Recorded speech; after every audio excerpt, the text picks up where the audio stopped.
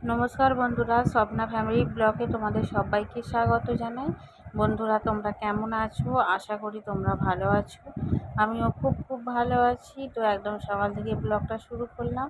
সকালের সমস্ত কাজকর্ম আমার কমপ্লিট হয়ে গেছে। আর এখন মিঠাই চলে গেছে স্কুলে।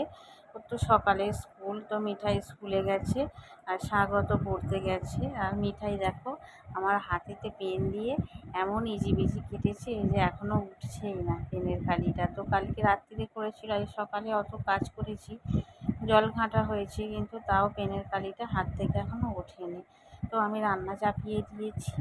এখানে আমার হচ্ছে তরুলি আলু পোস্ত, আর মাছটা ধুয়ে বেছে লবণ হলুদ মাখিয়ে রেখে দিলাম। মিঠাই স্কুল থেকে এইমাত্র এলো, তবুও আজকে ভাত খাবে না বলেছে আমাকে আজকে মুড়ি দাও। তো দোলায় বসে ঝুড়ি ভাজা মুড়ি দিয়েছে, এখন খাচ্ছে। আর আমার ঘর দোরের অবস্থা দেখো বন্ধুরা, এটা সবাইরই হয়েছে, কারণ যে বৃষ্টি পড়ছে তো ওই জন্য জামা কাপড় তো যেখানে পাচ্ছি সেখানেই শুকোতে দিয়ে দিচ্ছি। আর অঝরে যদি সবসময় বৃষ্টি পড়ে জামা কাপড় শুকোতে দেওয়ারও খুবই অসুবিধা হয়ে যাচ্ছে। তো একবার যদি রোদ হয় শুকনো হয়ে গেলে তাতে কোনো কিছু এসে যায় না। তো আমার রান্না প্রায় হয়েই এসেছি। তো আজকে কী রান্না করেছি দেখো, এখানে করেছি তরুলি আলু পোস্ত, মুসুরির ডাল হয়েছে, তার সাথে হয়েছে মাছের ঝাল, মিঠাইয়ের জন্য মাছ ভাজা তুলে রেখেছি। আর আমার আজকে খুব তাড়াতাড়ি রান্না হয়ে গেছে। তো এখন বসে গেছি সেলাই করতে। মিঠাইকে চান টান সব করিয়ে দিয়েছি, দিয়ে তো এখনও একটা বাজেনি। তো তাই ভাবলাম একটু সেলাই করে নিই। তো কী সেলাই করছি জানো তো?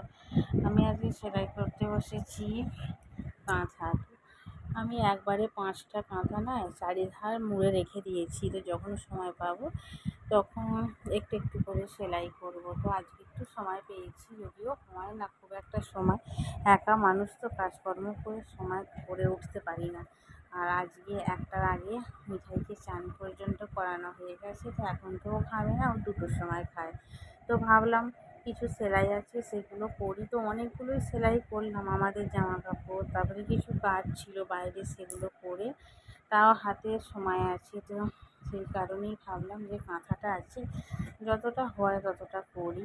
আর গরমটা প্রচণ্ড পরিমাণে, যতই বৃষ্টি হোক কিন্তু গরম ঠিক আছে। আর মিঠাই কোথায় জানো বন্ধুরা, দেখাচ্ছি মিঠাই কোথায় বসে আছে। আজকে আর আমাকে ধরে আমার পিঠ ধরে আর দাঁড়ায়নি, তো আজকেও বসে আছে। আমি ওকে লিখতে দিয়েছি, বড্ড জ্বালাতন করে না, তাই ওখানে লিখতে দিয়েছি।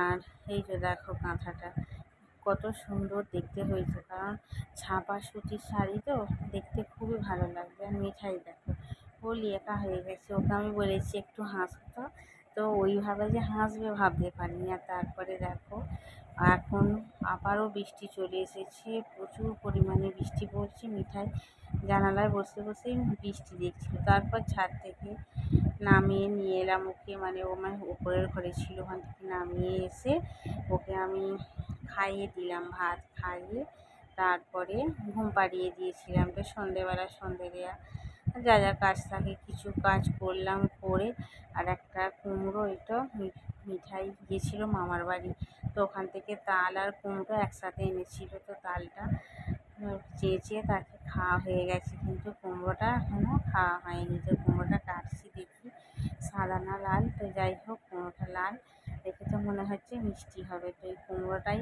আজকে রাত্রিরে রান্না করব।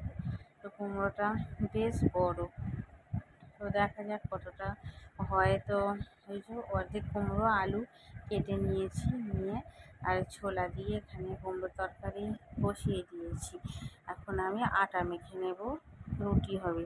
আজকে আমাদের রাত্রিরের মেনু হচ্ছে কুমড়োর তরকারি ছোলা দিয়ে, তার সাথে রুটি। তো এই হচ্ছে আজকে রাত্রিরে খাবার। তো বন্ধুরা দেখো রুটি প্রায় অনেকগুলো হয়ে গেছে, আটা মেখে রুটি করে নিয়েছি। আর মিঠাই এখন লিখছে, কারণ ওর সামনেই পরীক্ষা, তো সেই কারণে একটু পড়াশোনাটা চাপ দিয়েই করাতে হচ্ছে।